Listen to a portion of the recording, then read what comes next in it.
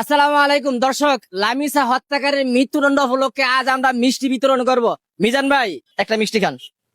ভাই মইরা লোক না ভাই, একটা মিষ্টি খান, একটা মিষ্টি খান। ভাই আমরা আল্লাহ দয় হুদয় জ্বালায়েন না জানতন। আচ্ছা কাকা, আপনি একটা মিষ্টি খান। এই মিষ্টি মৃত্যুর আগে খাবো না বাবা, মিষ্টির আগে মিষ্টি খাবো মানে আপনিও মৃত্যুর আগে খাবেন না? না, না। এ ভাই একটা মিষ্টি খান। কিসের জন্য? আজকে হচ্ছে লামিসা হত্যাকারী যে সোহেল এবং সোহেলের ওয়াইফ হ্যাঁ, হ্যাঁ। এর মৃত্যুদণ্ড ঘোষণা করছে, সে উপলক্ষে আমরা আজকে মিষ্টি বিতরণ করতেছি। আচ্ছা, এর আগে ফাঁসি দেওয়া লোক ফাঁসি দিয়া ঝুলে রাখবো, এরপরে মিষ্টি খাবো। এখন মিষ্টি খাবেন না? এখন মিষ্টি খাবো না, আর মনে করেন হ্যাঁ ফাঁসি দিলে আরো 10 জনের মনে করেন শিক্ষা হইব। ভাই আপনি কি করেন? ভাই আমি বাঙ্গারি কাজ করি ভাই।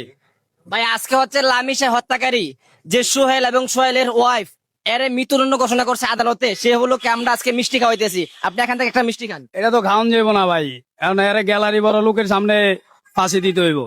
হ্যাঁ যে অপরাধ করছে, তাহলে মানুষ ভয় পাইবো, এছাড়া ভয় পাইবো না। একটা মিষ্টি খান ভাইয়া।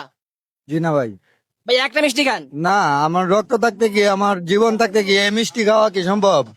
আমরা চাই কি আমরা জনগণের হাত তুইলা দেব, তারে আমরা কঠিন ভাবে আমরা বিচার করবো। আমরা এটাই চাই সব থেকে। আমরা যদি সবের হাতে তুইলা দেয় তাহলে আমরা খুশি। তারপরে আমরা খাওয়াইমু মিষ্টি সবেরই। তো যাই হোক প্রিয় দর্শক, আপনারা দেখতে পারলেন এখানে কেউ মিষ্টি খেতে চায় না। সকলের এক কথা যে লামিসা হত্যাকারী যে সোহেল এবং সোহেলের ওয়াইফ এর আগে মৃত্যুদণ্ড দিতে হবে, এরপর আমরা মিষ্টি খাবো।